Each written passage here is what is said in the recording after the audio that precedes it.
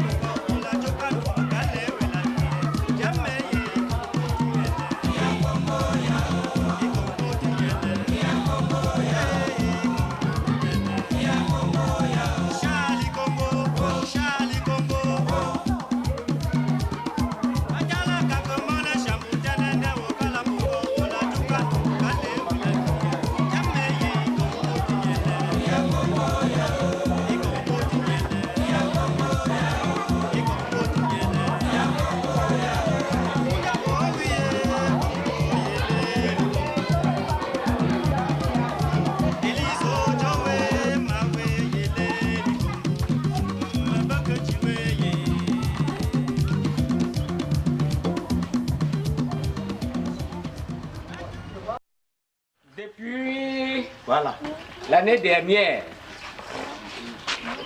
Madame Nguélé Isabelle, fondatrice et présidente de la coopérative Émergence Femmes Rurales, avait pris l'initiative d'encourager certains enfants qui ne veulent pas aller à l'école.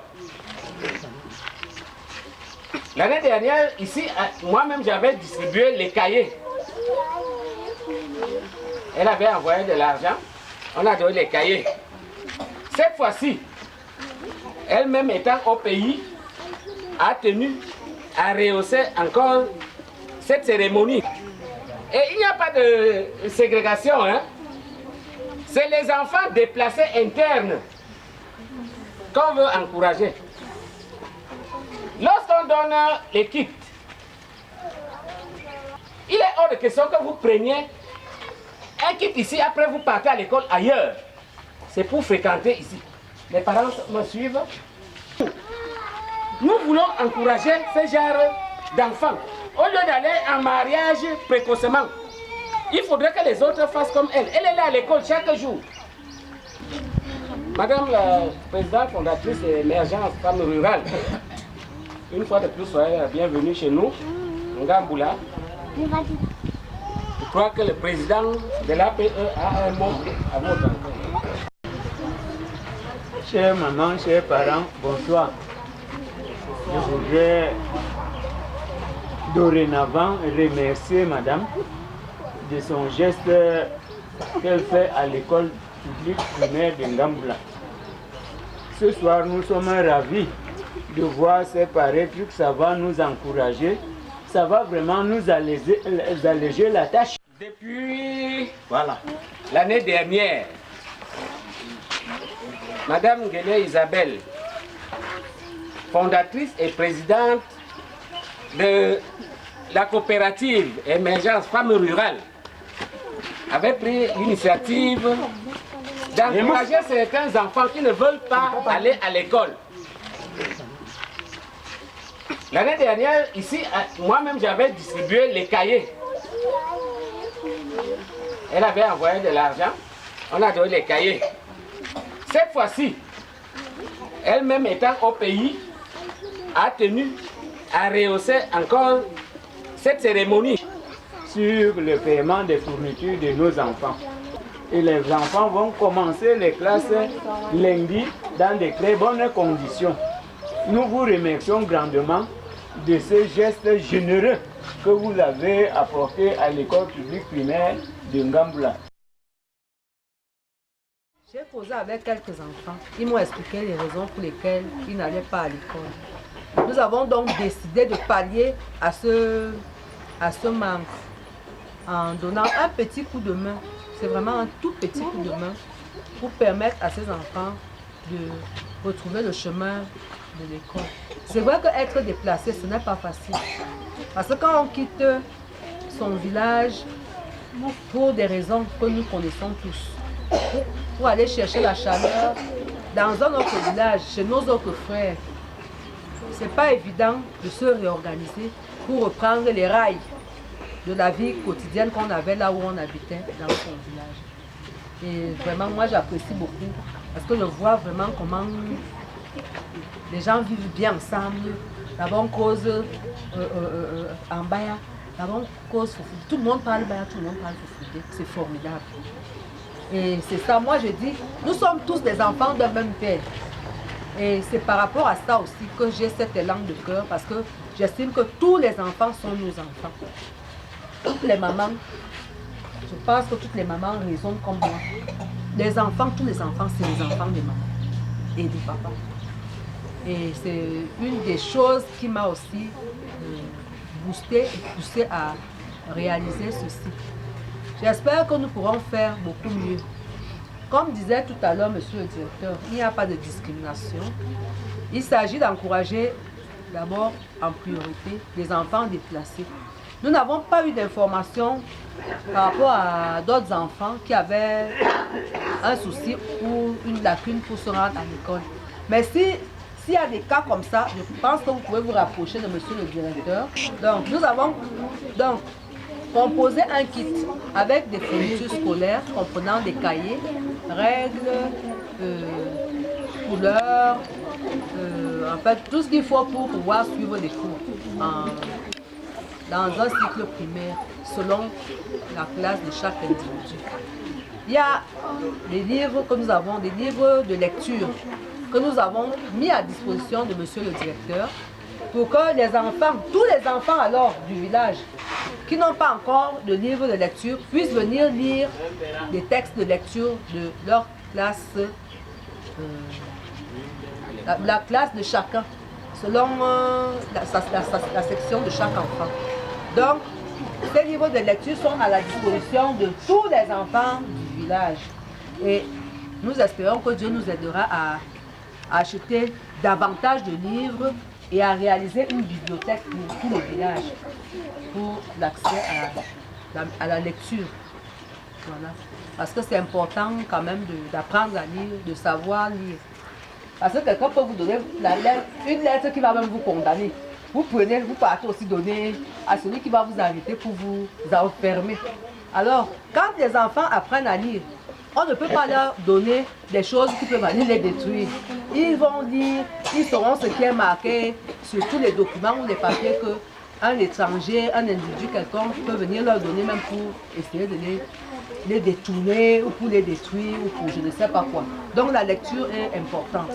Et si les jeunes filles peuvent attendre avant d'aller en mariage, finir au moins le cycle primaire, finir le collège, je crois que ce sera aussi une très bonne chose parce qu'elles pourront accéder au travail, être indépendantes, elles pourront aider leur mari avec leur salaire pour élever leurs enfants et je crois que ce sera de bonheur pour tout le monde. Donc je vous remercie infiniment pour votre présence et pour votre chaleur. Vous savez comment je vous aime, nous sommes toutes des copines Les hommes aussi, on vous respecte. Donc voilà, je vous remercie. Je remercie tout le monde. Et puis le président de l'APE qui me semble être quelqu'un de très dynamique. Donc je remercie vraiment infiniment tout le monde. Nous vous remercions infiniment pour cette collaboration et cet encouragement que vous nous apportez pour que nous puissions réaliser ensemble ce qui va nous faire du bien. Je vous remercie.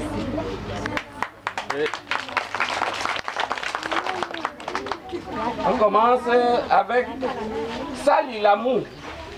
Salut l'amour. Sera remis par le président. L'équipe sera remis par. Oui. Nadirou Ali. Nadirou Ali. Le kit sera remis par leur encadreur. Toi. Issoufa Ali. Merci. Le kit est remis par le monsieur qui est. Merci. Non, non, juste un merci.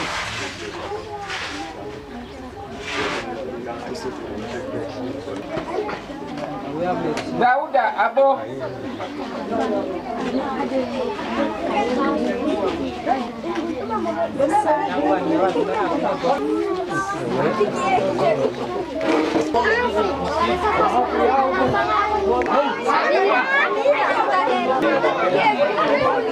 Ismaël Arsale.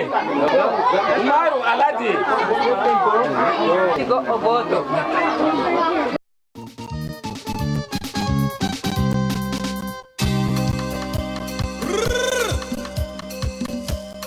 Ça y est.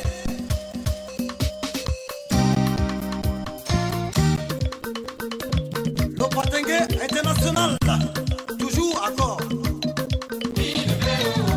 Oh yes, oh yes.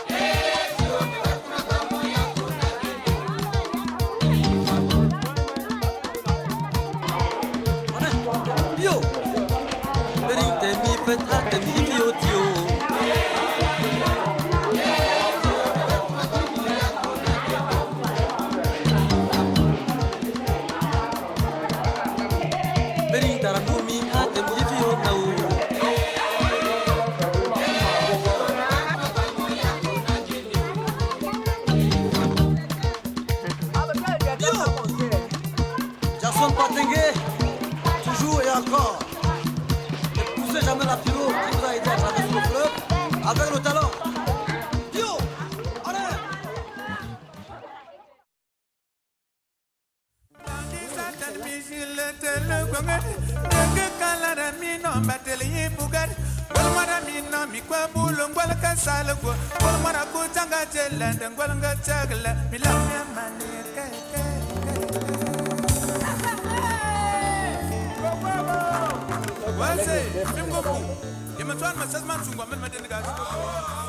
Les gars finissent de travailler, viennent se laver ici.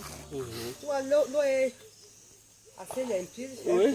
Donc, ça coule. Voilà. Il y a des femmes qui trempent le manioc. Mais nous, on ne trempe pas notre manioc à la rivière. Hein. Nous, on trempe notre manioc avec... on trempe notre dans manioc les fûts. Dans les fûts avec l'eau de source.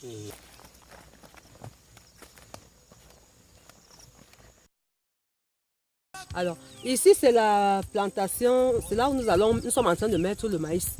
Nous avons déjà mis le maïs de l'autre côté là-bas, dans le demi-hectare qui est en face là. Et là, on a mis le feu. On a carrément mis le feu pour vite brûler les songos afin de pouvoir verser l'herbicide pour empêcher l'herbe de gêner le maïs. Parce que apparemment, l'herbe, c'est la chose la plus nocive qui puisse arriver au maïs pour une bonne croissance, une bonne production. Donc, jusqu'au bout là-bas, il y a à peu près 1 hectare 10 de ce côté. Et parce que nous souhaitons faire 2 hectares de maïs ici sur ce site.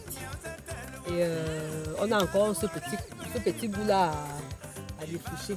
Par le pastèque, j'avais mis des pastèques ici. J'ai pu à mettre 1 hectare de pastèque. Après la pastèque, j'ai mis le manioc.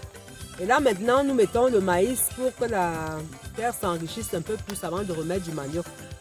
Ça veut dire qu'il faut beaucoup de vigilance, beaucoup de surveillance. Ce n'est pas facile du tout. Mais nous persévérons et nous y croyons. On se dit qu'un jour, on arrivera à avoir une bonne production. On essaie de faire un cycle, quoi. Après le manioc, on met le maïs et puis après le maïs, on remettra du manioc. Mais il y a aussi surtout que les grossistes avec lesquels nous avons commencé à travailler par rapport à l'écoulement du manioc nous réclament également le maïs. Ben justement, c'est les membres de la coopérative Émergence Femmes Rurales qui sont venus nous aider à cultiver. Nous sommes appuyés sur les techniciens de l'IRAD pour certains conseils. Et par rapport à l'arrosage du site avec l'herbicide, nous avons préféré nous entourer de professionnels. Maintenant, pour les semis, c'est les membres de la coopérative Émergence Femmes Rurales qui ont assuré et qui assureront jusqu'au bout. Nous attendons que l'herbe commence à pousser parce qu'apparemment, il faut que l'herbe commence à pousser pour que l'herbicide puisse la tuer jusqu'à la racine. Et qu'après le maïs puisse pousser dans les meilleures conditions sans être touché par l'herbe. Bah alors le maïs blanc, parce qu'on a mis un peu de maïs blanc, la production va de 90 à 110 jours, d'après l'information des techniciens. Ça, moi je ne suis pas technicienne d'agriculture. Et le maïs jaune, c'est 90 jours. Donc vous ajoutez à la date des semis 30 jours et 110 jours pour pouvoir déguster du maïs de ce champ. Alors, le maïs qui a été semé lundi, on voit il y a déjà des pousses là. Là, il y en a là. Il y en a juste à droite là. Là, il y en a ici. Donc ça sort. C'est en train de sortir. Il y en a là. Donc, c'est facile l'alignement quoi. C'est dans l'alignement selon lequel les semis ont été établis. Voilà.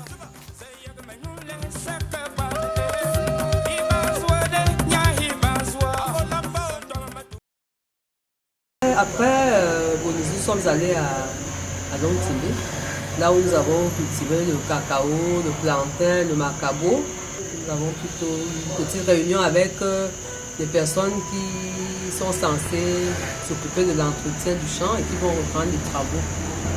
C'est là maintenant, seulement à cette heure-ci qu'on rentre en ville. Penser à dîner et puis à récupérer un petit peu par rapport à ces longues journées que nous avons. Parce que nous commençons très tôt le matin. On voit que c'est la promesse du soleil levant. À 5h30, le soleil est déjà levé et on démarre les activités. Nos compatriotes, nos jeunes enfants déplacés du nord qui ont fui la guerre, il y a cette Boko Haram là, et qui est venu s'installer ici dans la région de l'Est. Oui, en fait, moi je me suis dit que c'était important que ces enfants aillent à l'école. Parce que c'est vrai que les laisser comme ça de côté, c'est pas une très bonne chose. Surtout que les enfants du village fréquentent l'école. Et eux, chaque fois que nous faisons nos opérations manioc et tout ça, nos récoltes de manioc et tout ça, on les voit là comme ça. On s'est dit qu'il fallait les parrainer pour qu'ils aillent à l'école. C'est ainsi donc que j'ai pris l'engagement. Après les avoir sensibilisés il y a 2 ans, il y a eu une adhésion l'année dernière de 18 élèves. Alors ces enfants-là, quand j'arrive dimanche avec les kits pour les 18. Il y en a 16 autres qui viennent s'ajouter. Et nous avons dû faire les courses sur place à Berthois, matière de cartable, fourniture scolaire, livres, on a tout acheté à Berthois pour que notre cérémonie de mardi, justement, que vous avez couverte, se déroule dans les meilleures conditions sans faire de jaloux. C'est vrai que ce n'est pas toujours facile parce que lorsque vous essayez de pallier à une difficulté ici, il y en a d'autres qui revendiquent à gauche, à droite. Bon, nous ne sommes pas une banque, c'est vraiment une volonté personnelle. Et avec le soutien de mon époux, de mes enfants, sur le plan financier, nous arrivons donc à faire certaines réalisations pour aider et soutenir nos compatriotes.